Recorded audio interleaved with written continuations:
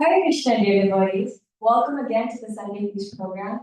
We're thrilled to have you today for a very special event, a talk show with His Grace Chaitanya Prabhu. For those of you who may not know, Chaitanya Prabhu is a globally renowned author, speaker, and lifestyle mentor. He has dedicated his life to traveling and preaching and sharing wisdom on spirituality. He's even preached in many prestigious places, such as top universities like Princeton, Cambridge, and Yale, and even spoke at top companies like Intel and Microsoft. In fact, Prabhu has written over 25 books, many of which were bestsellers. But I'll let the book talk for the Prabhu at the end. So, now that we have just a small sense of the accomplishments, intellect, and wisdom of Chaitanya Prabhu, Advaita Chandra and I have a spontaneous, humble request from you, Prabhu. So a backstory was today, Aditi Narayan Prabhu asked Advaita Chandra and I to brainstorm a name for this talk show, not just for today, but also future iterations of this session. And as we were brainstorming, I myself as an avid AI user, I took the shelter of ChatGPT to find some inspiration. But Advaita Chandra Prabhu here was not satisfied with the output at all. But it's okay, because we thought, who better to ask than the word master himself, Chaitanya Prabhu. So we humbly ask you to do the honors and initiate this talk show and provide an official name for now and in the future. So you have to give me some suggestions and some selection.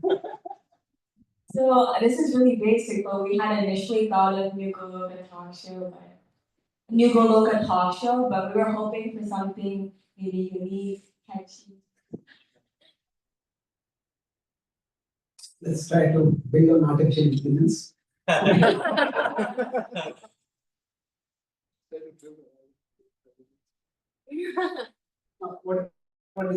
What is your broad idea? It has to be specific in mind as such.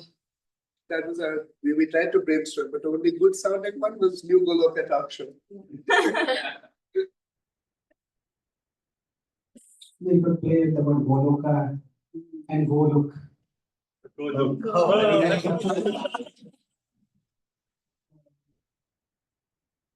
Go and look for yourself. So, really think about it. By the end of the talk, will be the same. So as we wait for an official name, Go Look sounds pretty good though. I like Go Look. I like to play on words. But now we officially welcome you to this podcast, and we're excited to have Chaitanya Prabhu, and we're also excited and honored to be hosting as your humble servants, Swarna Radhika. Advaita Chandra. And today we'll be discussing a very important topic, God's plan for us. And the format of this will look like we'll ask Chaitanya Prabhu questions, he'll respond, and then around the midpoint and at the end point, we will open the floor for any questions. But until then, please hold your questions either in your heads or your notes page app, and we will get to them as soon as possible. So, thinking of one more thing. I think we need a big Haribo to kick off this show.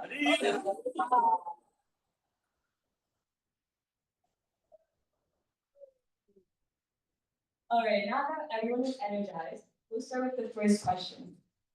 We start with this first. Yes. Om Jnana Chakshurumekana Shri Gurave Namaha Namo Vishnupadaya Krishna Prasthaya Bhutale Srimate Bhaktivedanta Swami Nikhilamine Namaste Saraswati Deve Gauravani Pracharine Nirvishesha Shunyavadi Paschimya Deshatarine Vancha Kalpatarubhyascha Kripa Sindhuvescha Parijana Parvanebhyo Vaishnavebhyo Namo Namaha Jai Shri Krishna Chaitanya Prabhu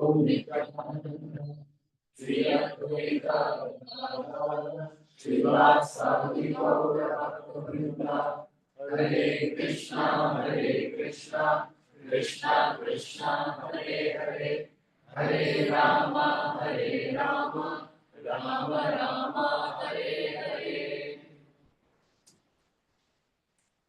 These guidelines all so that we can better understand and apply the wisdom that you have shared us with us through your excellent teaching. Hare Krishna.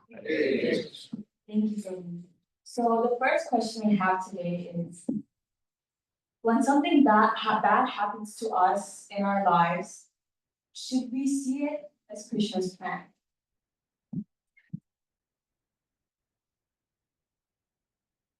And something bad happens,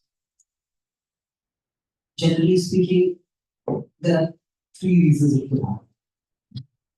It's one is that there's a natural cause for it. There is a human cause. And we ourselves are the cause. That is, it's an accident happens. There's a natural cause, say, or a storm comes or something like that. Human cause is somebody was careless, somebody wanted to hurt us.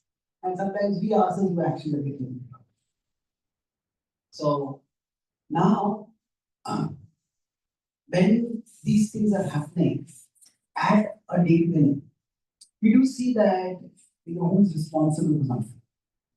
So when we look at, say, somebody has committed some mistake because of which some big catastrophe happens, that person will be very held responsible. That person responsible is either responsible attitude will also feel morally responsible. Isn't it? So when we talk about causality, often there are multiple levels of causality. The particular event, one event can have many causes. And understanding this is very important in the sense that right now we are having this podcast. So at this particular point, say we plan something and we are having this discussion. That's one level of causation. But beyond that, we have the ability of attending. Without that, this wouldn't happen. So having this forum itself is another level of cause. Now, Srila Prabhupada had not come to the West and not started Krishna consciousness, but this would also not be. But that's also a cause. So when we talk about cause, the cause is always in a particular framework. At what level of causation I'm talking. So when we talk about God, God is the ultimate level of causation. So whatever causal frameworks we have, within them God is the ultimate. But when we talk about God as the cause, God is the ultimate cause for everything. So now when you talk about ultimate cause, it can go over the range. The range can be from intention to permission. So when we say not a blade of grass moves without the will of God, that will does not always mean intention. It can also mean permission. So for example, when Dushasan tried to destroy Prabhu, that is not Krishna's intention. But Krishna wanted Dushasan to do it. Dushasan wanted to do it. Krishna allowed him to do it. Now we can ask why Krishna allowed him. That's a question that we will go to later. But the point is that everything that happens cannot be attributed to God as his intention. But nothing happens without his permission. So now intention means like I want it to happen and it's my intention. Permission means okay, you want to do it, I allow you to do it. So Upadrashta Anumandach. Just that I am the overseer and I am the permitted the So from that perspective, when something bad happens to us, Krishna is the validation of him. And he doesn't want anything bad for him. When bad things happen, Bhutanam Yamithak. In Buddhist prayers, it says that when there is distress in this world, that is because of the mutual interaction. among people and the essential and the distress arises. So it's not Krishna's intention to cause any suffering. So in that sense, bad things happening to us are not Krishna's intention. So at the same time, nothing happens without Krishna's permission. So even if we made it was a mistake from our side, even if somebody wanted to hurt us, it is not outside of Krishna's plan. When Bhishma is consoling Yudhishthir and trying to encourage him to take up his duty, at that time he says, Tasyan vihito rajan. Tasyan vihito, tasya anuvihito. Prabhupada translates that as everything is within Krishna's plan. That's a very significant point. Prabhupada is not saying everything is Krishna's. The difference between everything is Krishna's plan and everything is within Krishna's. So I'll give two examples. Illustrate this difference and you can more explain. Everything is Krishna's plan and everything is within Krishna's plan. Say consider if there's a school or a university in which say, a student fails in anything. Now, was it the school's intention that the student failed? No. But even if the student fails, the school has a plan for such a student. If you fail in one subject, move on to next year, but you do that subject. If you fail in too many subjects, then better you do the same whole year again. So now the student's failing is within the school's plan. Now, of course, if a student fails repeatedly, then the school may say you're out of our plan. But that's what Krishna says. So just as a school accommodates students who don't do what the school is intended for, similarly Krishna accommodates those who do something which is different from what Krishna would have wanted. So in that sense, everything is within Krishna's plan. And why is it important to understand this? See, there are two different aspects. One is the aspect of culpability or blaming. That we can't blame Krishna for the bad thing that happens. See, if you say everything is Krishna's plan, everything is Krishna's plan. Then, if we say yes, then Krishna becomes to be blamed for it. Then, if it's no, then what it means is that maybe Krishna had a plan for me and this person did this, and now Krishna's plan is no longer working in my life. I'm out of Krishna's plan. So that can lead to a lot of insecurity and desolation and hopelessness. So there is nothing that any jiva can ever do. We ourselves can't do, nor can anybody else do to us. That will be so bad that we will throw Krishna's plan in disarray, or throw our life out of Krishna's. So in between is what? Is within Krishna's plan. So everything is within Krishna's plan. So there are no examples of this is. If you consider driving, if you have GPS. Now, say I just came from Charlotte, was driving me. He saved 4 minutes in coming there expertly. So now say the GPS said that turn right and say we turn left. What does GPS do? The GPS says, you fool, you did away, we get fast. The GPS didn't say that. GPS still does. Now, is it conceivably possible that somebody can go maybe deep into the Sahara Desert or somewhere in the Amazon forest? There's no GPS over there. Maybe there are areas which are not mapped out by GPS. But GPS is also God's positioning system. And we are never out of God's positioning system. No matter how many wrong turns we take, there is always Krishna who is ready to reroute us and to get us back in the right. Now, sometimes we may take a wrong turn, sometimes somebody else may take us a wrong turn. That's also possible. Now, this does not mean that the wrong turns are not consequential. They are not fatal, like not fatal in the sense that we are never thrown out of Krishna's. But every wrong turn means it will take more time. It will take more energy. That's why when we say that everything is within Krishna's plan, that does not mean that there is no such thing as a right or wrong choice. And there are wrong choices, bad things happen to us. And within that also, Krishna's plan is working. So, to summarize, everything is within Krishna's plan. Not that necessarily everything that happens is Krishna's intention, but nothing happens without Krishna's permission.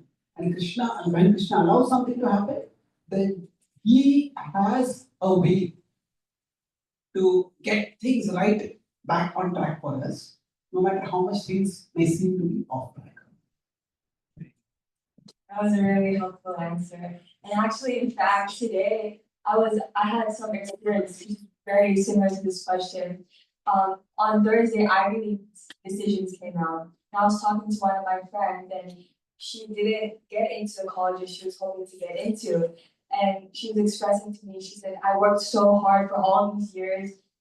I got nowhere. Now I feel like I need to change my entire plan, my entire career. And I was like, I'm sure like everything will work out. It's just, rejection is redirection. And then she said, if God really had a plan, why would, people have cancer then? Like, I don't believe in what God says. I don't believe in religion. And at that point, I let it be because I figured they were upset. But I think this whole idea of how God has an intention, and even though it might hurt us a lot at the present moment, it's gonna be good redirection. Right? Yeah, that's a good point. It is why what I answered was slightly different from this point. I was talking more about, say, our mistakes or others' mistakes or our misdeeds or others' misdeeds. Now there could be some natural events that happen. I didn't address that point. So when natural agents, when we say that there is no person who is made a mistake, now we could always go and say it's powerful karma coming back to us, but we don't know that right now. So when something bad happens to us, it is important to know that we have our perspective, and our perspective is valid. We have to function based on how we see things. But if anything, the advancement of knowledge, even in the domain of science, has taught us this, that there is always so much more to do. It's like the more we learned through science about the universe, the more we have learned that there is so much more to learn. Yes. In the past, we thought, okay, atom is just one irreducible particle. Now, as we study it, the atom seems to be a whole universe in itself. It has as many fundamental particles as there are research grants.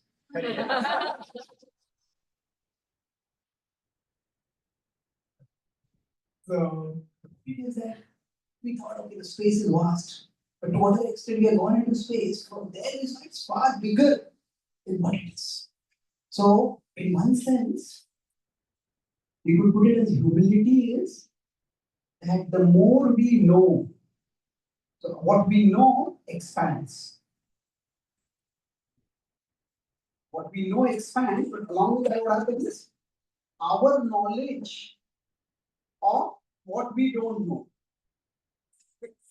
It's not just what we don't know expands, our knowledge of what we don't know also expands. So let's not consider our perspective to be the final perspective. Yes, right now this looks bad to me, and nobody is denying that it is not bad the way it feels to us. But is this the only way? Maybe something good will come out of this. And let us not become completely devastated or rejected. This is my way of looking at things. And maybe it's a better plan. Ultimately, all of us have to have choices to make. What are the choices? That there are first two choices. Okay, is about this whole point of dividing time. First choice is that either I am the controller or I am not the controller. Now, when I'm using the word controller, I'm using the ultimate control. Now, even a little conduct of life helps us realize that I am not the ultimate control. If we don't realize that, then we really need an ultimate control. Only a person who is completely mentally unstable will think I am completely in charge of everything in life. Now, if I soon understand that I am not the ultimate control, then there are three options. I use the acronym FAN for this. That there is an ultimate controller, I am not ultimate control, then there is an ultimate control that is favorable to me, there is an ultimate control that is against me, or there is an ultimate controller that is non-existent or non-care, which basically would be the same thing from our perspective. Now, among these three possibilities, if there were an ultimate controller against me, then that creator would have that control would have destroyed me long. If there is some tyrant, some dictator kind of state, and there's one dissenter. The only way that dissenter can survive is the dissenter is out of reach of the tyrant. Now, if there is a supreme controller, then we could have been destroyed long. So the very fact that we exist right now suggests that the ultimate controller is unlikely to be against us. Now we could say, okay, the ultimate control doesn't exist or is favorable. Now we could say that ultimate control doesn't exist. But then if we just look at our own lives, our very existence requires so many factors beyond even our knowledge, let alone our control. For it to be, we are breathing oxygen right now, we need the temperature to be at a particular range. We need our bodies to function in ways we don't even know about. So that there is no one, nothing in charge, no organizing principle. But this is even on the evidence of science. It's really difficult to sustain. So then the question comes, the only possible controller is favorable. Now, there are times when the ultimate control will appear unfavorable, which is okay, we all understand that. But the possibility could be that right now, this seems to be unfavorable. But if we look back at our lives, we all can think of times when something seemed very bad at a particular time for us. But maybe a few months, few years down the line, we saw actually this opened some door for me. And actually, so the lesson that very early on my mother taught me, when I was about 1, I got polio. So basically, my mother took me to a nearby place. She used to nearby clinic. We were staying in a small town in India, in Maharashtra, and for a polio vaccine.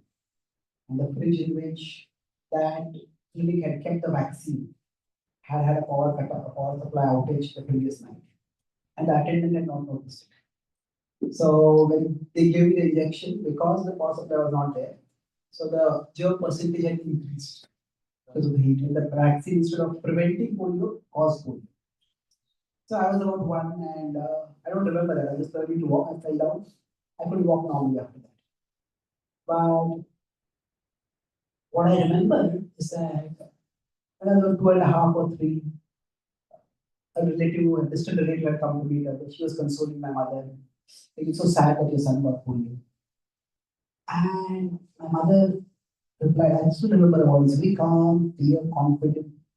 He said, whatever he lacks physically, God will provide him with nature.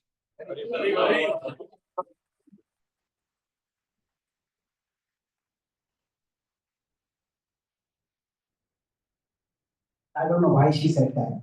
Whether it was just a hope, or whether she observed something, or maybe Krishna spoke it through her at that time for whatever reason. But somehow it stayed with me. And yes, I couldn't play outdoor games like other kids could. But when I started studying, I noticed that I could read fast, I could remember things well, could articulate things very well. So it just settled like, oh, this is one of my favorite phrases nowadays. Life is unfair. It's just a fact of life. But if you look at the big picture, life is fairly unfair. Fairly unfair means sometimes we get less than what we deserve, and sometimes we get more than what we deserve. So I was talking with one boy when I taught in my university. He said, I'm an atheist. Now, most people who claim to be atheists, they are more psychological atheists than philosophical atheists. Philosophical atheists means they have done the philosophical reasoning and come to the conclusion that there is no God. Psychological atheists, they have had some bad experiences. Because of these, they just turned away from God.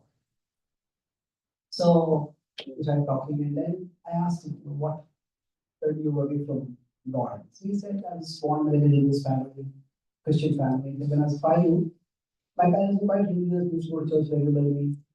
But both my parents died in an accident. And we had no one. I had no one to take care of me, the only son.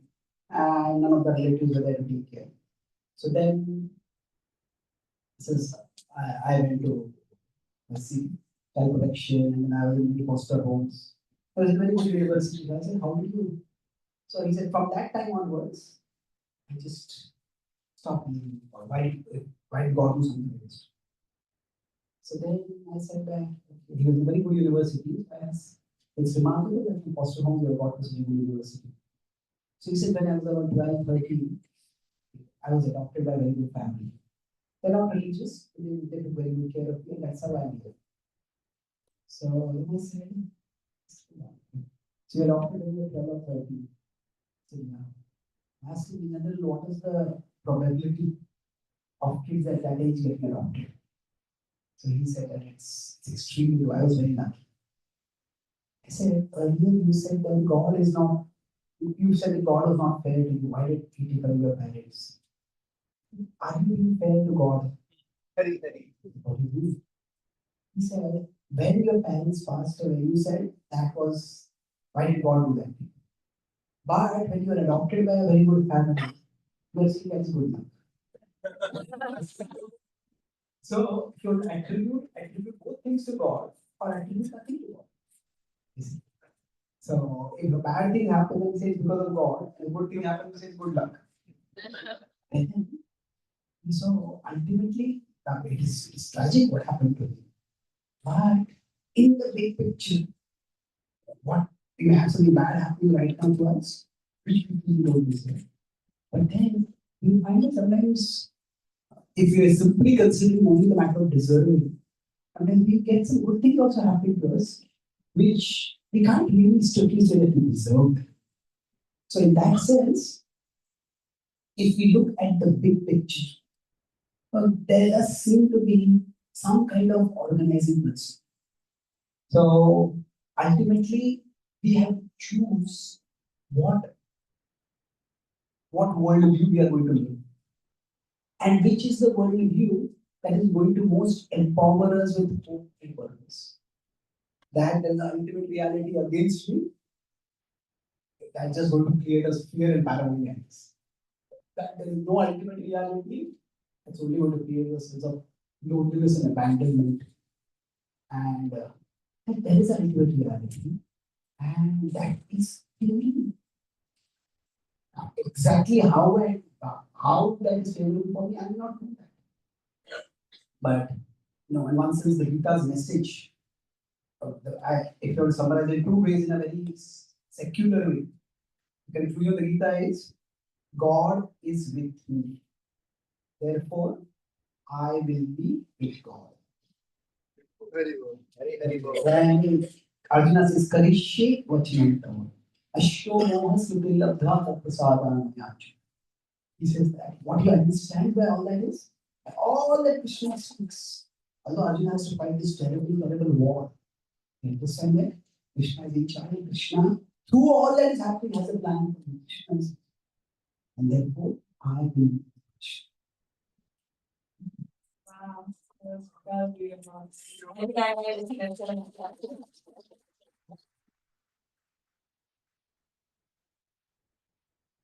I really like that point, life is unfairly fair.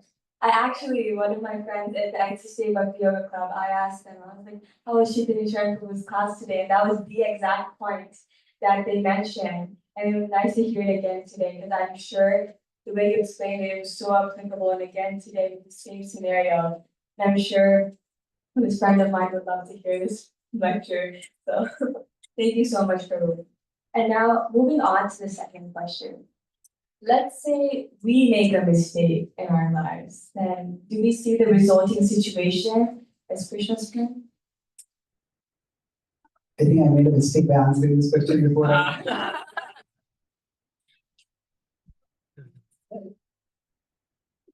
It's not, we shouldn't blame Krishna, but at the same time, we shouldn't become so hopeless that now Krishna's plan is going in my life.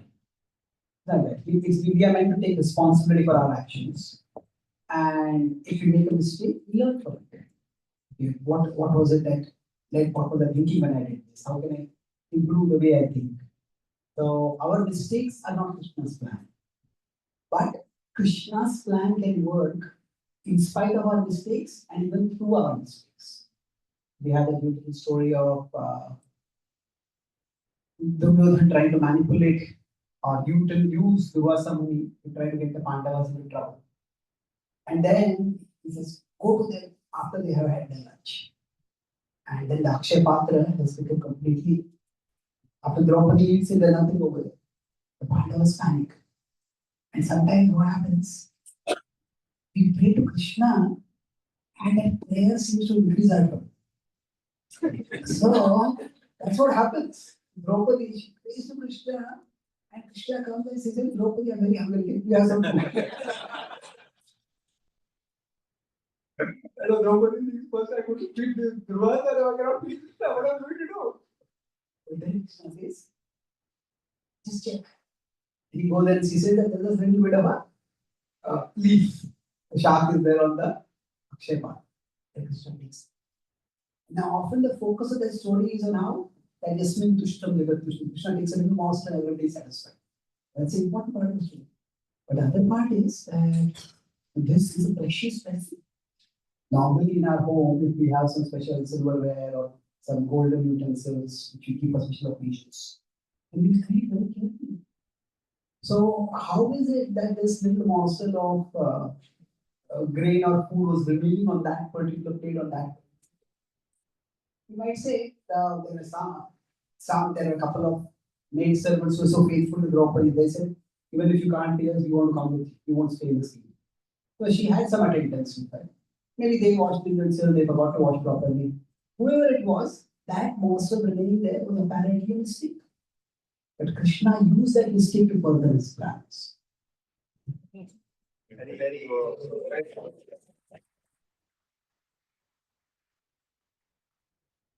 Very wonderful description of how, especially this, my mind is still stuck here. As you said, secular way of looking at the Gita. God is with me and I will be with God.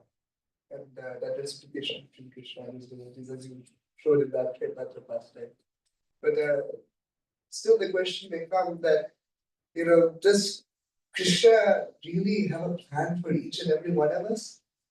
And like, if he has that plan, then I mean, would it also be that life is going because of our present choices, past karma, right? And Krishna is looking over all of this, but what's actually going on is our past karma, present choices.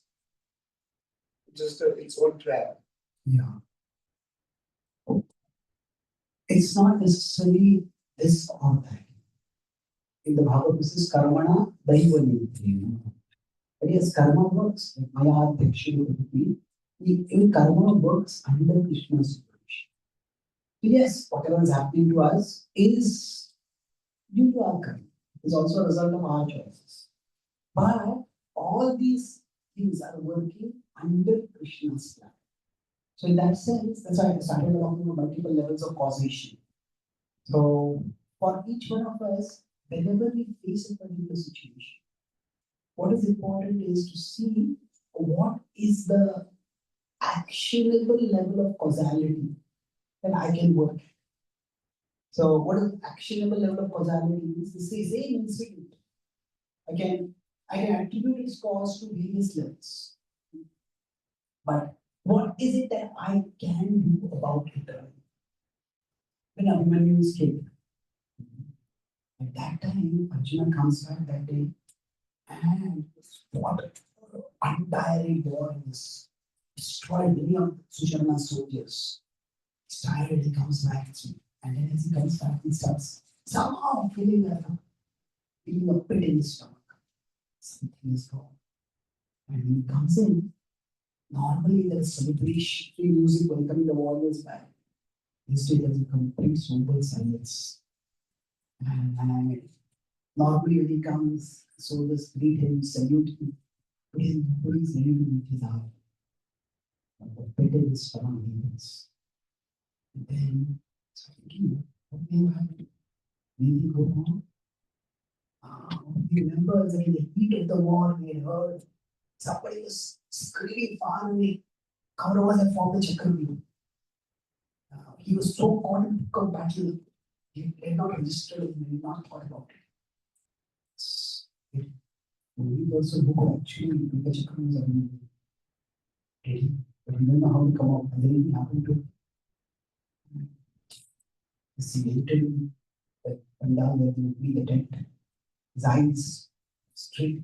When first Yudhishthira saw Yudhishthira, he went, his brothers were there, he saw the throne of Abhimanyu. That was empty. His heart fell to his legs and he looked towards Yudhishthira. Not only did he see the evidence of violence, and Yudhishthira's face was tears stricken. And Arjuna collapsed over it. Initially, he started beating himself up. I went in pursuit of my own glory when I was challenged. And I call myself a great warrior. I was not there for my own son. As Yudhishthira came forward to explain what had happened, Arjuna's lamentation. Surely when Abhimanyu was in last moments, he must have called out for me. What child would not call out his father for help? Fine on me that I was not there. Son. Then, as his grief increased further, he started lashing out at his brothers. Could not one of you protect my son? Fire on all of you. Are all your ornaments, are weapons just ornaments? His words were whiplashes, especially for Yudhishthira and Bhima on their face. That then Krishna pulled Arjuna into a side. He said that, oh Bharata, bad things happen this way to everyone. The wise and the unwise. The difference is that when bad things happen, the unwise people act in ways that make things worse. The wise act in ways that make things better. Oh Arjuna, look at the wisdom of your brothers. They are in agony at the death of Abhimanyu just as you are. Please don't speak words that increase their anger. So that then Arjuna pulls himself together. And then Arjuna is going over the word that he has heard, the event that has been transpired. And his brothers had made a reasonable plan in the emergency. But the Jayadratha were free. And therefore, he decided to actually Jayadratha. So rather than saying, now we could have said, Jayadratha was not a person who killed Abhimanyu. That was Dushasana's son. Dushasana was the 6 warriors who attacked Abhimanyu.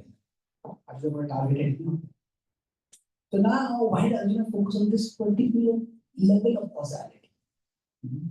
It was that his brothers had made a plan, and although Abhimanyu fought heroically after being trapped under the inside Chakravyuh, the moment Chakravyuh was closed, more or less his fate was sealed. It was just a matter of time. That Abhimanyu survived for so long was extraordinary. But the point is that instead of thinking that Is everything the plan of Krishna? Does Krishna have a plan for everyone? It's a more productive question to ask is, what is Krishna's plan in this? What is the best way I can serve Krishna in this? So once we start going in this zone, is this event Krishna's plan? Is this action Krishna's plan? Is that action Krishna's plan? No, we have no way to know that. See, what we do know is that we are meant to be servants of Krishna. That is our eternal position. That Amayansho Jiva Bhuta Sanam. We are eternal parts of Krishna. Now we may use this truth that we are eternal parts of Krishna. We are parts of Krishna eternally. We often use it to refute Mayavad, that we don't merge into Krishna. It's a philosophical truth, but it has a very important psychological implication. If we are parts of Krishna eternally, that means we are parts in Krishna's plan. Very well. Huh? Eternally. So the idea is we will always be parts of Krishna. Like say suppose somebody is a part of the Indian cricket team, somebody is a part of the American baseball team. Then if you are part of the team, then you have a part in the team. Now it is important for us to play our part. So we will always be a part, we always have a part in Krishna's team. And we need to play our part. Now exactly rather than thinking, as I said, what is my part? My part is to be of service, to act in the service. And therefore, what does service mean? Service doesn't just mean, okay, come to a temple and do some puja, clean some vessels. That's all important, no doubt. Ultimately, service means that Krishna is the beneficiary of it. Krishna wants the best for everyone. Krishna wants the best for me. Krishna wants the best for everyone. So, if I truly have a mode of service to Krishna, then the question I would be asking is, how can I make the best of this situation? So, whether the situation coming into my life is specifically Krishna's plan, that question is will always leave with a little answer. So, rather than whether this is Krishna's plan, what is Krishna's plan in this for me? That is a more productive question. So, how can I serve Krishna in this situation? We keep that mood and we always be positive and purpose. And Srila Prabhupada went to America, came to America here. He wrote that song Markine Bhagavad Dhani. So there, what does he say? That Ache Kichu Kaju Tabe Ei Anumani. Nahi Keno Ani Bena Ei Ugrastani. So he says, my dear Lord, you must have some purpose for me. Otherwise, why would you bring me? So, in one sense, bhakti has this combination of certainty and uncertainty. Certainty is that Krishna is in charge, Krishna has a part for us. Uncertainty may be what is exactly Krishna's part. Now, this if we focus on uncertainty, it can cause us insecurity. But instead, that uncertainty can be seen as curiosity. It's not that Krishna has a pre-programmed one plan for each one of us. It's like a thin, narrow path. If you don't go along this path, go 1 centimeter away on that path, you're out of Krishna's path. It's not that Krishna doesn't want us to be like a pre-programmed robot and you have to absolutely follow that robotic program. Krishna wants each one of us to be individual. And individually, we use our God-given intelligence to make the best of the situation we are. In that sense, yes, Krishna does have a plan for you. That plan, the big picture is Krishna wants us to be of service. Try to make the best of whatever situation we are in. Exactly how we will do that. And that is something which we have to discover. That was very insightful. Crossed through many different areas. And I love the point of how you were emphasizing that rather than thinking how is this a part of Krishna's plan, what's Krishna's plan in this particular situation? I'm sorry if I'm going a little bit in another direction with this, but how do we know that we're in that, plan? When we're searching for that plan of Krishna and this, what does that mean? How exactly do we do that? How do we know we're acting in accordance with that plan of Krishna? Or is that a question to ask in the first place? Yeah, so it's basically, let's try to look at it from one perspective. So that if you don't follow Krishna's plan, you are doomed. Unless you're completely pure, you not know Krishna's plan. So then what do we do? Right? So are we meant to be doing? Not exactly. So Krishna provides many resources. Krishna provides us spiritual master, Krishna provides us scriptures, Krishna provides our own conscience, Krishna gives us the holy names. So by all these, we try to tune our consciousness. But eventually, it is a matter of our attitude of service. We try to pray and we try to serve. So what we do in our with the best intention, the best meaning that we have. Sometimes it may take us still no Krishna. Sometimes we go off right, we realize, we learn from that. And maybe like learning is also something which will help us. So Krishna, rather than worrying so much about what I'm doing, I think Krishna's doing. That's what the key thing is. That's what it's not that Krishna has some pre-programmed path for us. It's you consider at the top of mountain there's an ocean.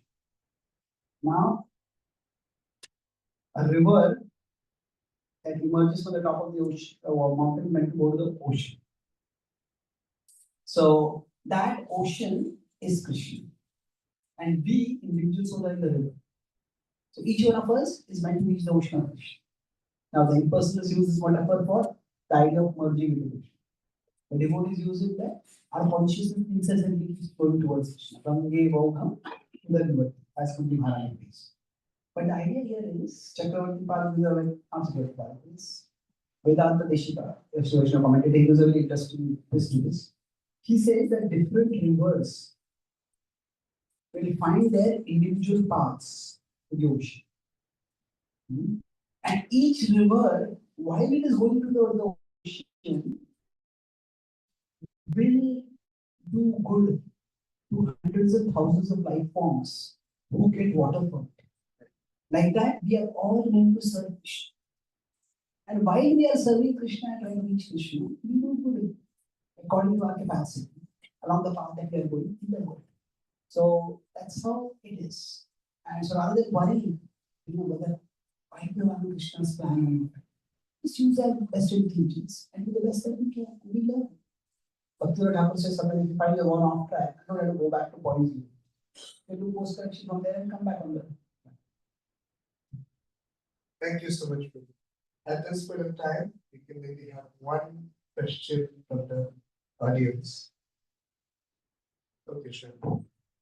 So that asking this question was Krishna's plan or the other plan?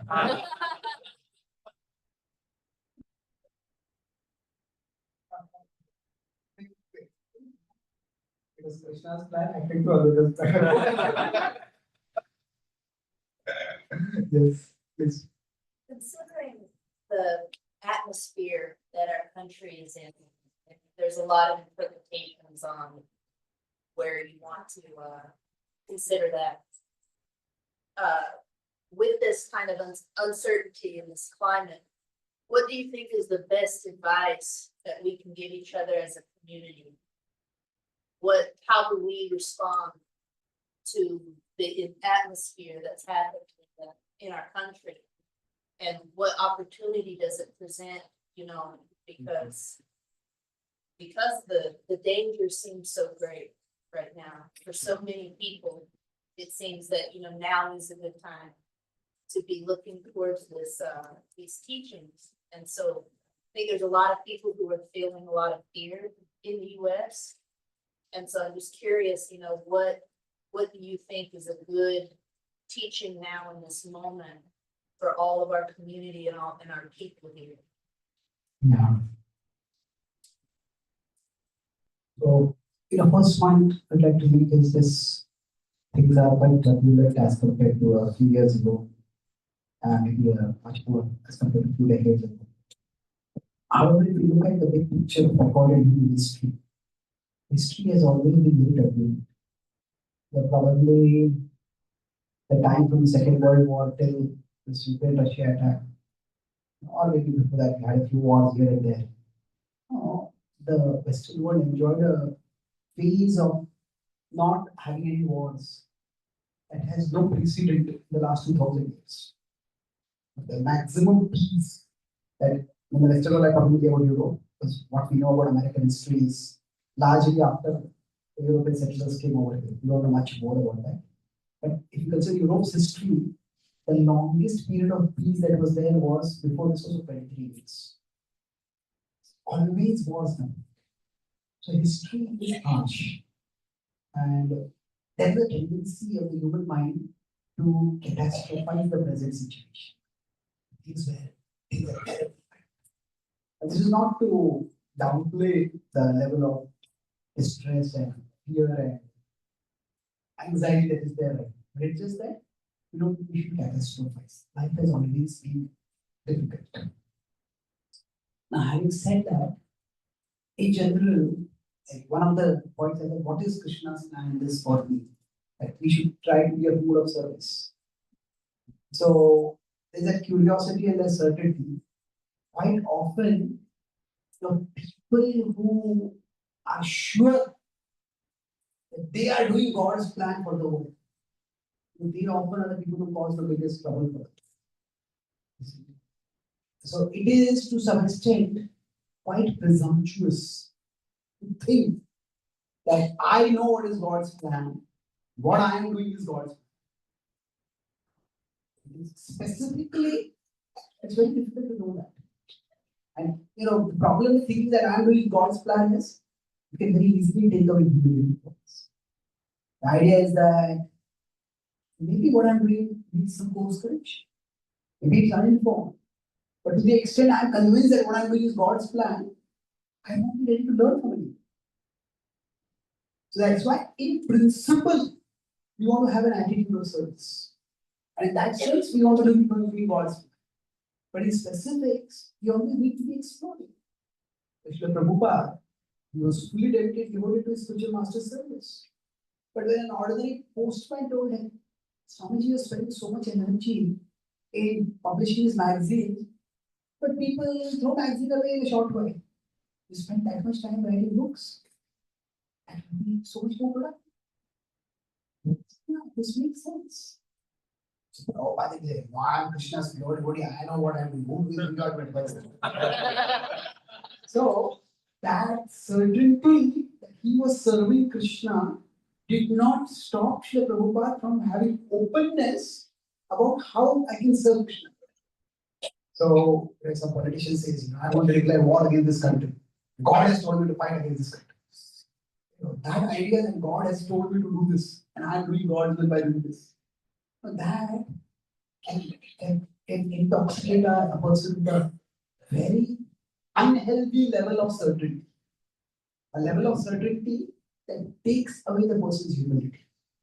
So for each one of us, with our understanding, how can I raise my consciousness? What can I do to make myself a little more spiritual, a little more stable, a little bit more agent of sanity, stability, spirituality in this world? If we do our part and we do the best according to our intelligence and we stay open to learning how to do it, then I think that attitude of service leads to both the attempt to do some to make a positive difference, while having the openness that maybe there could be a better way to make a difference. So it's having the discussion that if I have a small circle of influence right now around me, let me try to spread peace, let me try to share spirituality, let me try to be agent of as much calmness and wisdom as much as I can be, rather than thinking that passing categorical judgments about this person or that person. Srila Prabhupada would say there's no use of crying for world peace unless there is the awakening of divine consciousness within the individual. So just we all can try to do that part. Question. Travis running, so Rakshan over to and raised his hand, so we will get to his. Thank you so much, Prabhuji, for giving your valuable time and association. We could clearly see Krishna spoken through your mother. We could see the level of intellectual you have. Sometimes I read some of your books. Sometimes it's really difficult to understand the statements also, the words. You know, 1 year. Not in a negative way. A few years ago, after hearing this, I would have been flattered. Now I'm concerned.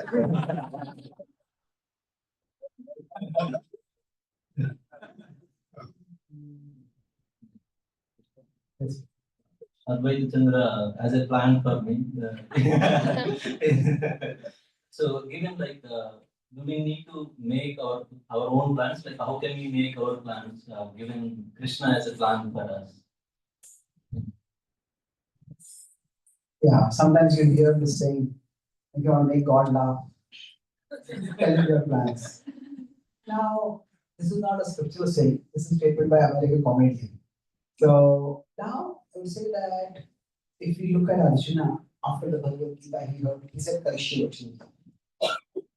He said, I will do your will. But then during the Kurukshetra war, every day the Pandavas and a strategy. And today we will face this particular contingent of the Kaurava army. This warrior will challenge that warrior. That today war is a serious business. And strategies are important. Planning is important. So if we are serious about anything, we want to make our best effort to do it as well as we can. If we have some guests, special guests coming to our home, we would like to cook the best possible things for them. No, I want to be dependent on Krishna.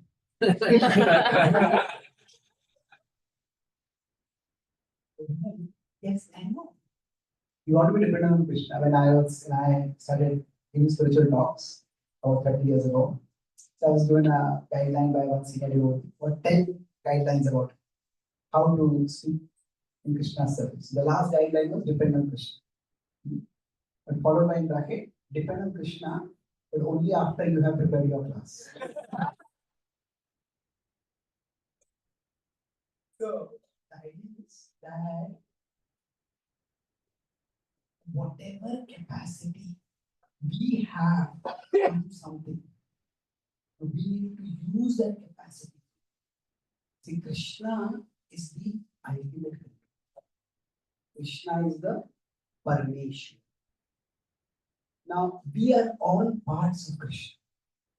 And because we are parts of Krishna, we all have a certain level of controlling capacity. So now our controlling capacity is not a bad thing. It is our controlling capacity is meant to be used in the service of the Supreme Control. The controlling mentality itself is not the problem. If the controlling mentality leads to the mentality that I am the Supreme Control, that is the problem. See, Krishna uses this in two ways in the Bhagavad Gita. In the 16th chapter, when he talks about the demoniac mentality, in 16:14, he says, Ishvaro aham aham bhogi. That mentality that I am the controller, that's the demoniac mentality. But then, if you go to a little later to 1843, he's talking about 1842 to 43-44, he's talking about the Kshatriyas, the four Varnas. One of the qualities of the Kshatriyas, he says, Danam Ishvara Bhavash. Ishvara Bhav. Ishvara Bhav could mean what?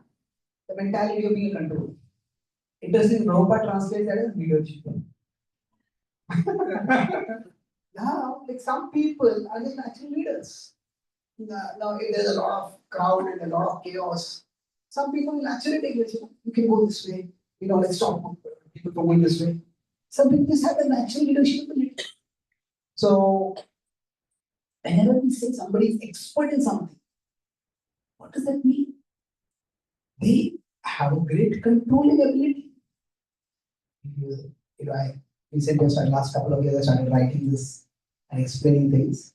So I was in Nasik. I did a program out of my school teachers. And she came for one of my talks.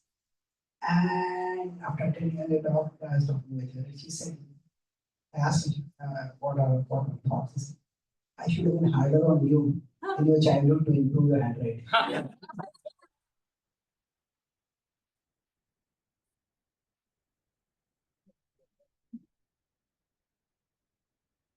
So, now when we say somebody has very good handwriting, what does it mean? Basically means they have a great capacity to control how their hand moves when they write something. Somebody is a very good singer. What does that mean?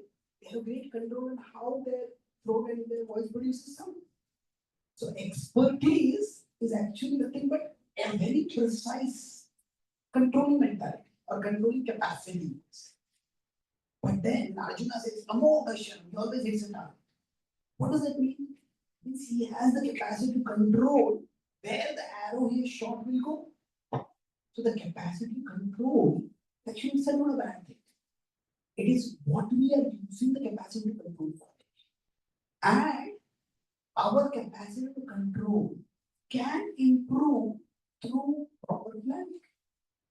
Now, say if you have to cook some food, we can cook food spontaneously. Also, some people, whatever they come to a place, say, okay, see what is in the fridge. Let's find out and within that, whatever is there, they improvise and make a great meal. Now that's great. But if they had facility, they could plan more, they would have something much better. So, like some remote in last moment, you tell them to give a class, still they give a great class.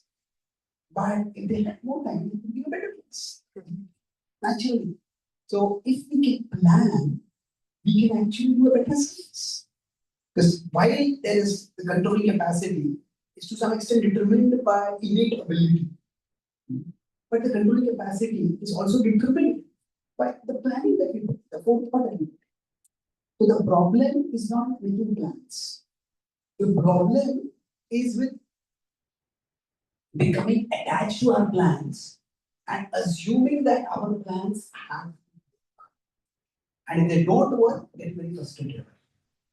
So just like we say, Karmanneva Adhikaraste Ma Phaleshu Kadachana, that Krishna says, do your work, and that you have a right to do your work, but don't get attached to results. But it's interesting, the same scene, Krishna says before that in 241, 6 verses earlier, it's 247. 241 says, Sayatmika Buddhi Eke. Be fixed in one goal, don't have hundreds of ideas. Bhaushakaya Mantasha, the yoga side. To have one goal means make a proper plan, put your heart in, but don't get attached. The idea is whatever controlling capacity we have, we want to use it fully so that we can offer the best service. But another aspect of serving, of having mood of services, remember that we are not the supreme controllers.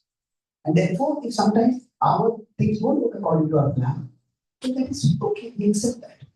So service attitude has both these aspects simultaneously. One aspect is accepting our limitations. That we all have particular limitations within which we have to function. There's somebody is the caretaker of a home. Now, they're the caretaker, they're not the owner. They cannot do major renovations, they cannot do major reconstruction. But if they are the caretaker, whatever is there, they have to take care of that, isn't it? So within our limitations, accepting our responsibility within our limitations. So both are parts of service activity. First is I accept my limitations. Second is within this limitation, I have the responsibility to do the best that I can. So in one sense, planning is about accepting our responsibility and not being attached to our plans. Not being attached means that if the plan doesn't work out, we don't become too agitated. We don't become so frustrated and just give up. That's not it. It says hold our plans. We make our plans, hold our plans lightly, and hold our Lord tightly.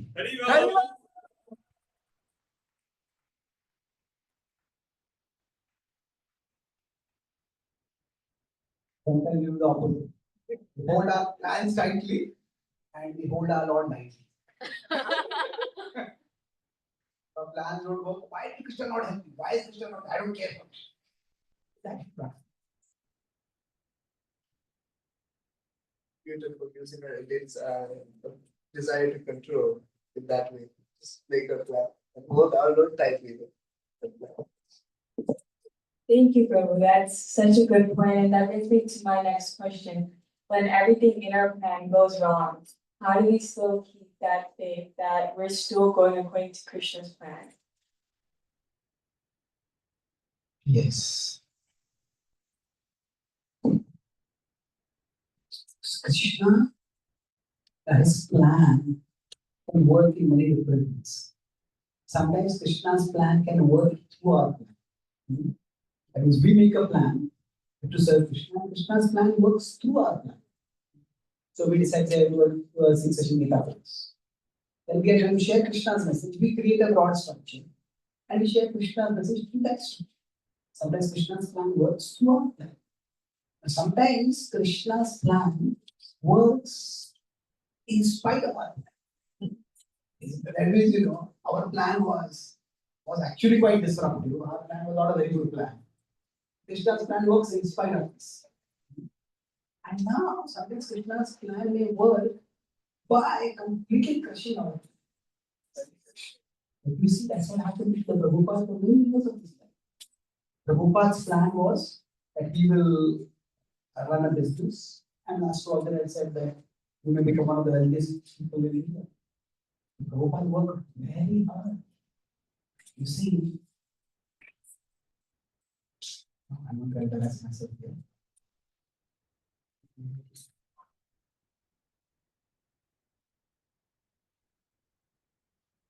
You know what this is? Yeah. Yes. This is drawing was also one of the subjects that I got very poor scores. So, it's an insult to India. But so this is Kolkata. Somewhere here is Mumbai. And somewhere here is approximately Prayag. What is special about these three places? Sorry?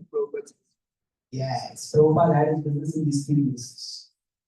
Now, I have a friend who has studied pre-independence Indian history quite deeply.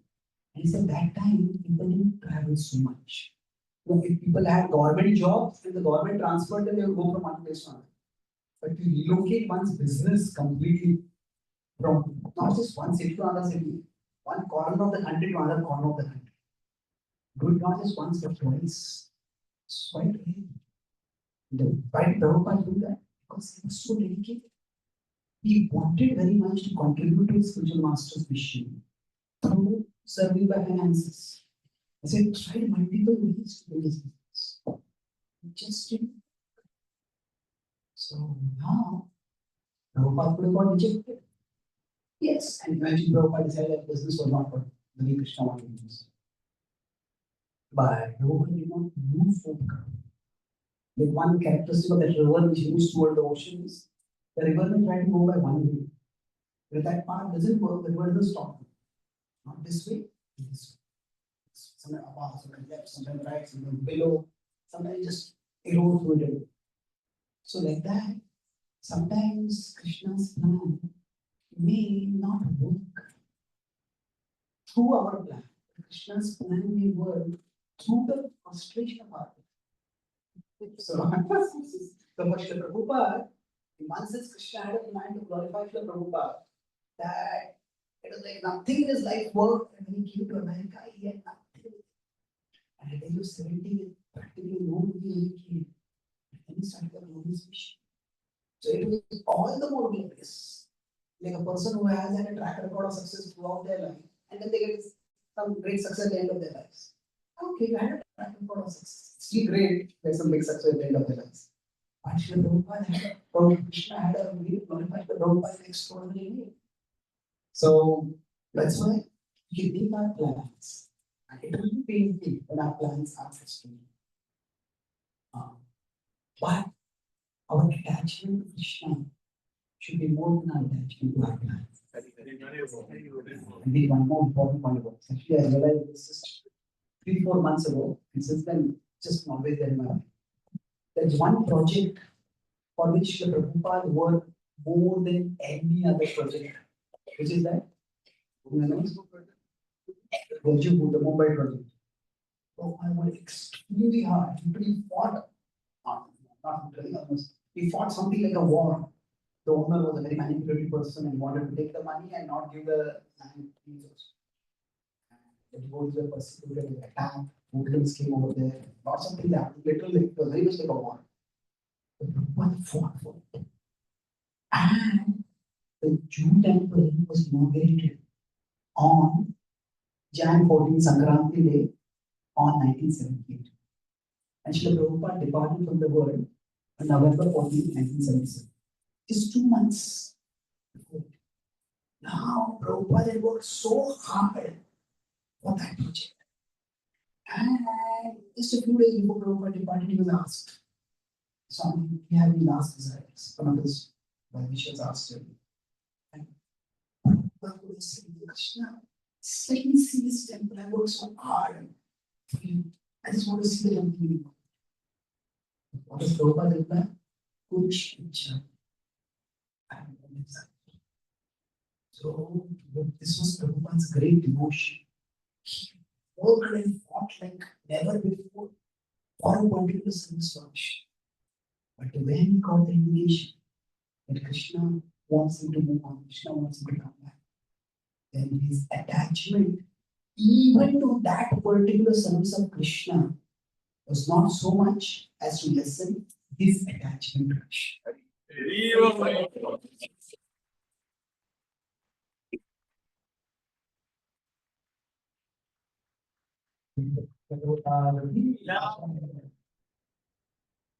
Alright, we'll wrap up with this last question.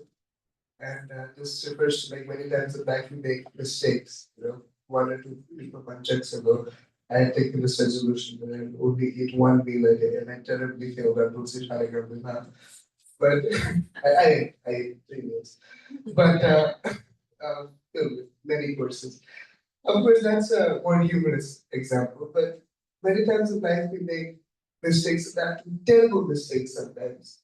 And we have this doubt that, oh, does Krishna still love us in the same way as before? Is he angry at us? Is he disappointed with us?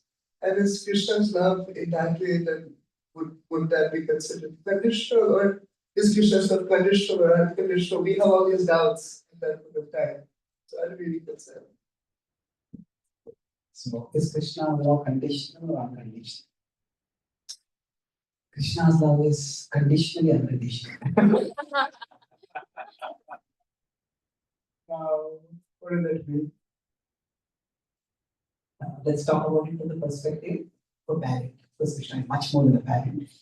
But I was in America last year. One devotee staying in their house for quite some time. So they had a young adult kid who's driving me around on a kid who's almost graduated from college. Very different. So we can then talking quite a bit about when he was driving to these places. And one day he says, I want to do something that's worthy of quite a bit. He said, yes. I feel as if the parents don't love me at all.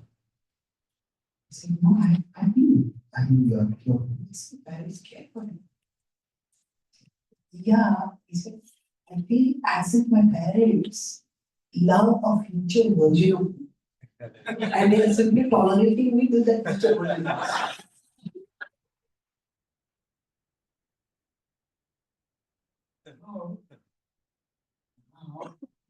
We may or may not feel this love of parents, but we will feel that, oh, isn't that Krishna is tolerating me till I become pure devotee, then Krishna will love me at that time. It's not like that. Actually, how it is that you could say there is the present me and there is the potential. Hmm. So now, if I consider from my own perspective that is everybody the child will care only for the present. I want to play, I want to have fun, I want to be with my friends. Now, if we care only for the present, if we are on a particular place and we are stranded because of a storm, and we have enough food for 7 days, now we could party and binge eat on the first day. Hey, what will happen is after 3 4 days you have nothing. So we want to care for the present. If we care only for the present me, then what will happen is there will be future suffering. There will be stagnation. There will not grow. There will be degradation or trouble also. So on the other hand, if I think that oh, this food will be short, so I want food for there to be in the future, and because of that, I don't eat any food at all. Then I keep the food for the future me, but there will not be any me in the future. So if I care only for the potential, so what applies at the physical level also applies at the psychological level. As parents always care for the children. Now the children, parents care so much for the future child that oh, this is good for your future, this is good for your future, this is good for your future. Like the child may feel suffocated right now in the present, isn't it? So it's the ideal situation is we care for the present and the future. So we can't care only for the present, we can't care only for the future. To some extent, human life is meant for tapasya.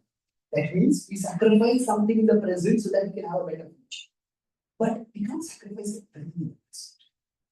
So the point is that Krishna loves the present. However I may be, and whatever mistakes I make, Krishna loves the present. But at the same time, so I was telling this boy also, it's not that I don't first that there are so many kids, they may have parents or they may not have parents, and there's no one to love their present nor their future also. So that somebody cares for the future is also a sign of love. It's not that it is not a sign of love. And they will talk about this with your parents. And what do you feel? What makes you feel they don't care for this? It's they have had some interests, have some hobbies, but they just don't want to study and prepare for my future. So you talk with them and express it. So the point is that actually it is not that Krishna doesn't care for us, but at the same time, love is the same. Like say, if a parent has 2 or 3 children, and one child is very responsible, and one child is very responsible. So, one child say, the child keeps making mess at home and outside, and the parents have to deal with it. And there's another child who actually takes responsibility at home, takes responsibility outside home, helps the parents. Now the parents will love both their children. But there's a difference between loving and trusting. The parents know I can count on this age. I can count on this age. So there are degrees of love. So Krishna loves everyone. But there are degrees of love. So to the extent we are purified, this metaphor I used earlier in different sense yesterday, but if we consider Krishna in the center, consider Krishna is here, then around Krishna there are circles of love. Main innermost circle are the gopis of Vrindavan. And around that are the Vrajavasas. Around them are all the Vaikunthavasas, all the those within this ritual. Around that there are all the pure devotees, who must be the material devotee. Beyond that, there are all the sadhakas. Beyond that, there are all the pious. Beyond that, you go further, there are all living beings. Krishna says he is Surudam Sarvabhutana. He is Surudam Madhbhaktana. So everybody is in the circle of Krishna. Is in one of the circles of Krishna. So in that sense, Krishna's love is unconditional.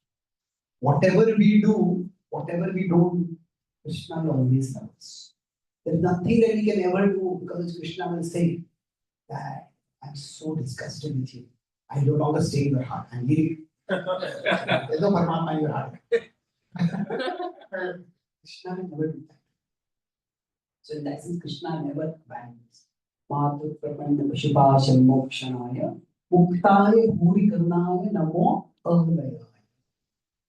Vijayendra prays that, my dear Lord, you are untiring, Alaya. You never get tired in trying to heal.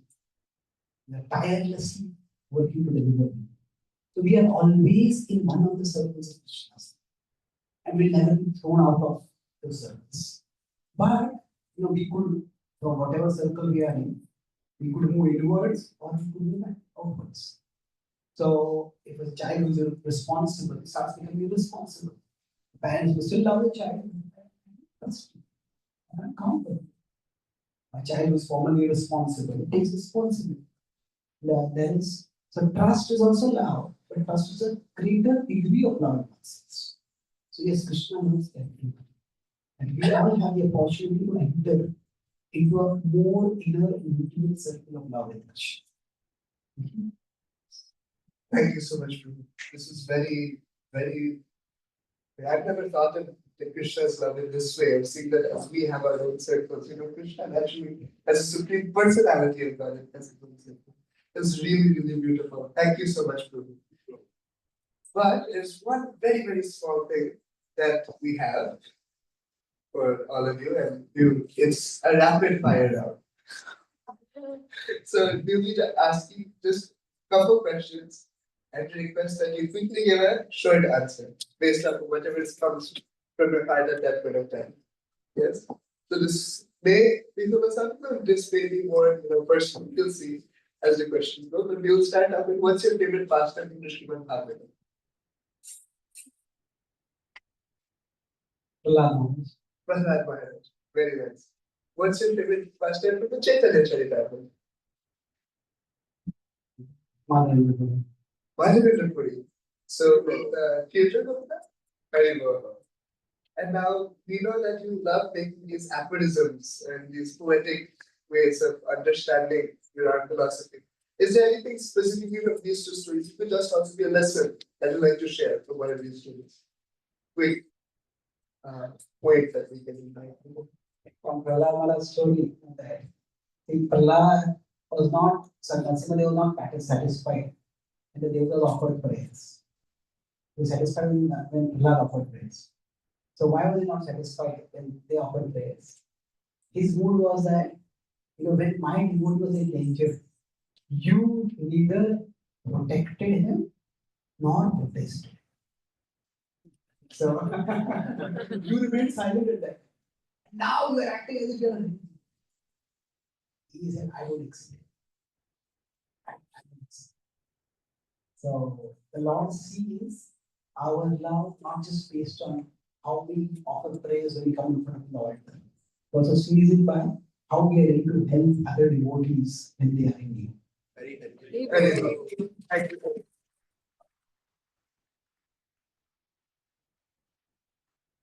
What is your favorite verse from Bhagavad Gita? Even the Matra verse of the Tasmat just become an instrument in Krishna's hands. Therefore, arise, O Arjuna, and fight. Where it is actually by my plan of 11:30.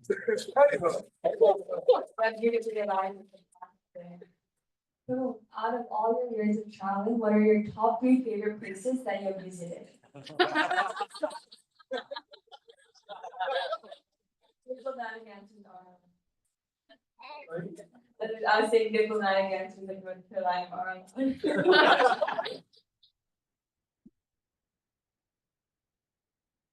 Actually, I live inside my head. In the sense that I'm more also, I'm quite intellectual also. So where I am doesn't really matter so much for me. Sometimes I wake up, I don't even know where I am. I think for some time to remember where I am. But yeah, definitely allow coming here very much. I think three things I like about it, that because the project is not very big, you have a very sweet and intimate atmosphere. Here also that I think this is the only place where you have almost like the rural setting around the temple, but it is close to many cities. We don't have any other place that I know which is close to a city, but it also has that feel of being like a forest, being like a Vrindavan, being like a distance from the away from the rest of the world. And of course, I love doing a lot of college outreach over here. It's not easy to do, especially Western outreach. So definitely I like being here. I find LA quite stimulating. There's a lot of challenging people. Now, is that a criticism or a praise? I leave it to God to decide. But that's quite stimulating. And then I also like New York. New York is an area where Srila Prabhupada said that it is the most important city in the world. And Prabhupada wanted outreach to happen over there. A lot of, again, very intelligent people are there, but the city has so much grudges that it's very difficult to connect with people. It's a promising, it's a very interesting and promising place.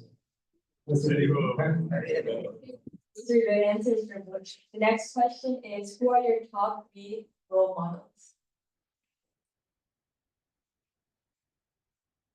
I don't really believe in the idea of role models. I think more in terms of inspirations. Now, why I say that? Of course, we all need role models, but over a period of time, we all understand that each one of us is an individual. And it's difficult for us to model ourselves on it because everybody is so different. So, what I found is that, especially in today's world, trying to have a role model and emulate the role model. It has two effects. One is that if we fall short of that, then we start beating ourselves. And sometimes we come to know our role model and then we find that they are not that much of a model. We can find out that they also have shortcomings. And that can be very disappointing for some people. So I see it as that Krishna is providing us inspiration from different people. And ultimately it is Tvameva Mata cha Pita Tvameva Tvameva Bandhu Sata Tvameva. It's Krishna who's inspiring us from various sources. So in that sense, for me, my inspiration, Radheshyam was my first Shiksha. So he was very patient in answering all my questions. And I don't think anybody would have else so rationally answered so many of my questions. And then, so I'm very grateful to him. It's his vision. I don't know whether he has come over here. He's now coming to America. And so one of our friends told me, Radheshyam is very serious, quite conservative also, very dedicated to it. So I asked him, how is Radheshyam taking America? So I told him, the question is, how is America taking Radheshyam? We did a lot of preaching in the places. So Radheshyam is one. Then, of course, my spiritual master, Anand Maharaj.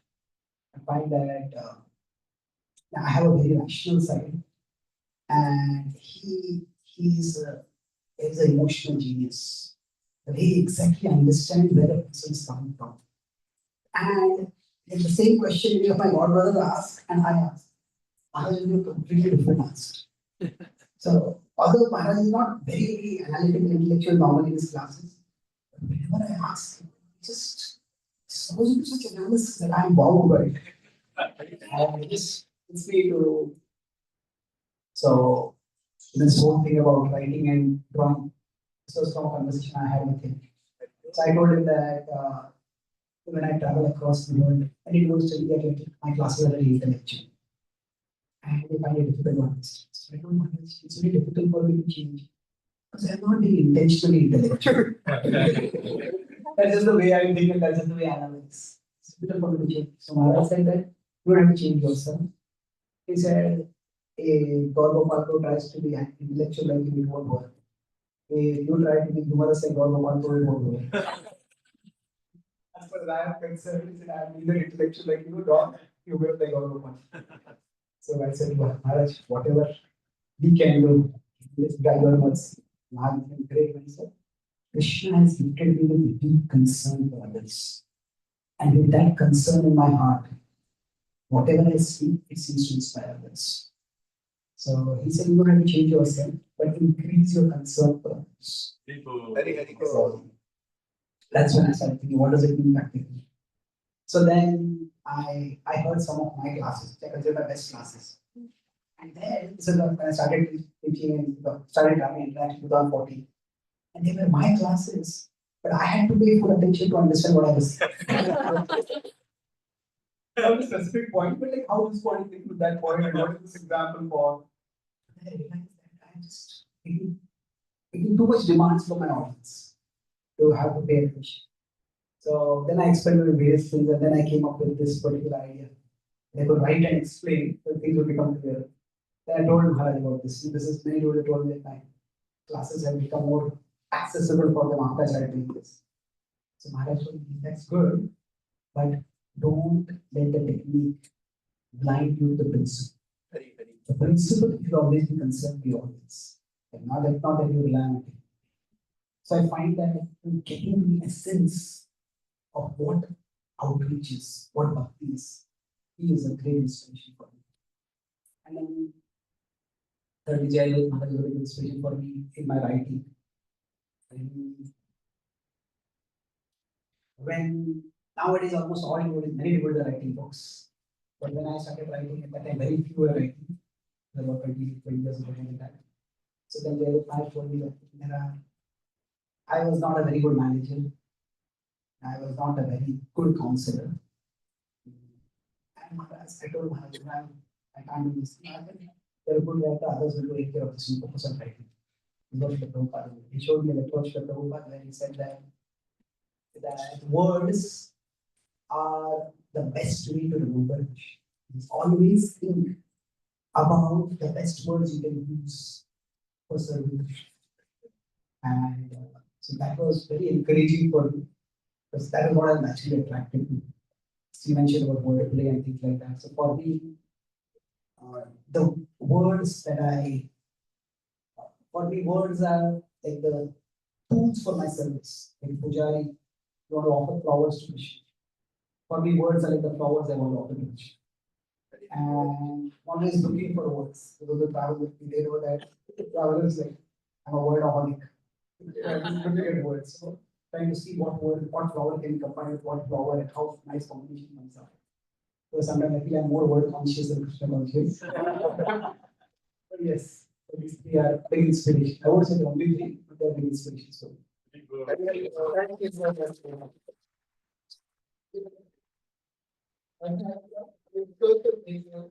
For all the time you asked. But I didn't want to ask this rapid fire question. Then what's your favorite prasadam?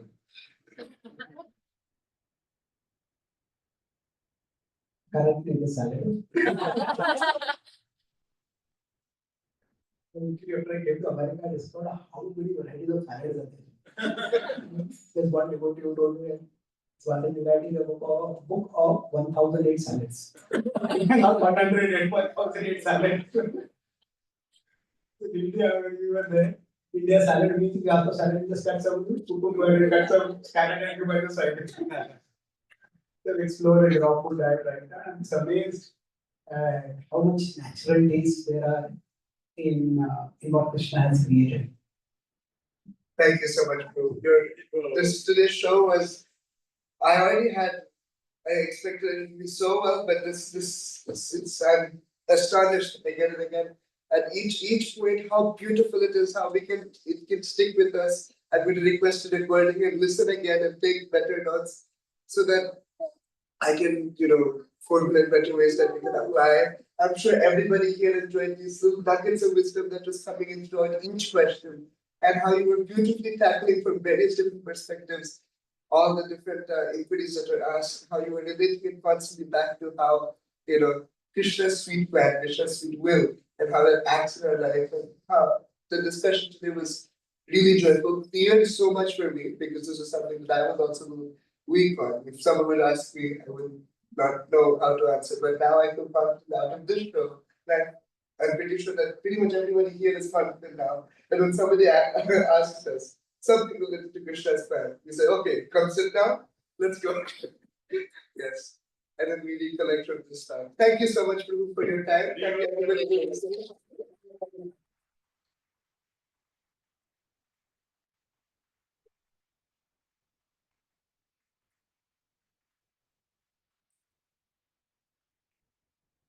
Thank you so much, Subramanian, for hosting. And yes, the name of the talk show, I forgot. Yeah, I was thinking about it. Thought of two names. I think New Goloka is a very good name to have. And I thought you could have something with that. Something like New Goloka soul space, New Goloka heart space. So Yes. you could use that theme of space, the soul space or heart space, or you could use it as soul talk, spirit talk, heart talk. So, because what I feel is you have a warm atmosphere over here. So something like heart talk or soul talk. So think that was actually you can think a little bit more than something. We will look at soul cuts. We will see. To be announced. Hare Krishna, thank you again so much, Prabhu. Thank you everybody for listening. Forward to answer that.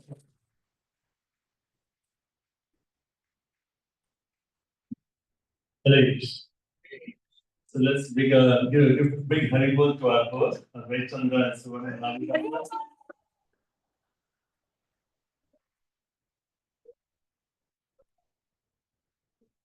Thank you so much. Thank you. So I like to appreciate also. I started this podcast platform in this trip for the first time. Within I'm trying at different places. So I would say till now whatever was done, this was the best. Haribol. One is that both of you were well coordinated in sharing the time and asking questions. Another was that while you had something prepared, but many of your questions were reflecting on the discussions, and you were also reflecting and sharing your points, and that you made sure that it was not an interview. You made sure that it was a discussion. So that was it was you're not just reading a list of questions. That was second part of it very good. The third is that the way both of you are well spoken and naturally you're articulate, and I think we in our movement till now have not really explored this space for a youth podcast. So we have some devotees doing podcasts, but there are many Christian youth podcasters. I mean, youth is not even 2025, like 18, 20, 17, 18. So that age group. So I don't know whether you would do it or not. But after seeing this, I feel that that's something which, not just from the ISKCON perspective, but even from a broad Vedic perspective, that space is something which I do my part to encourage our youth to explore the space of podcasts.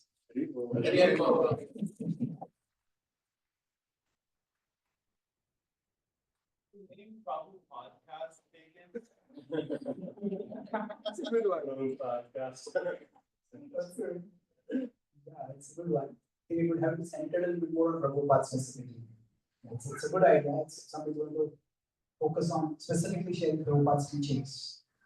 And then it's a very good podcast. Thank you. So thank you, Prabhuji. Thank you. That's a big thank you to Chaitanya Charan Prabhu.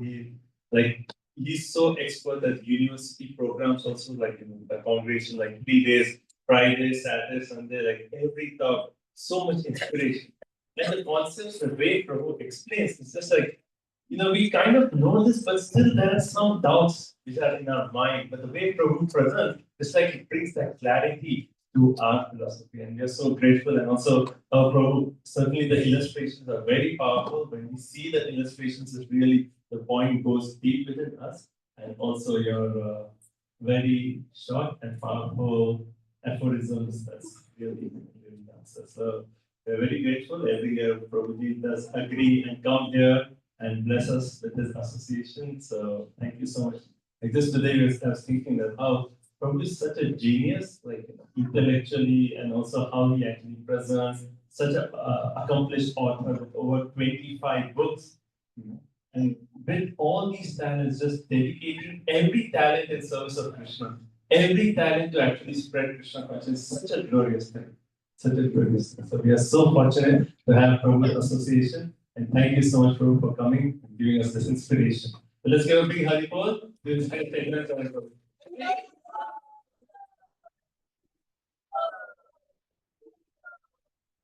His grace Chaitanya Prabhu is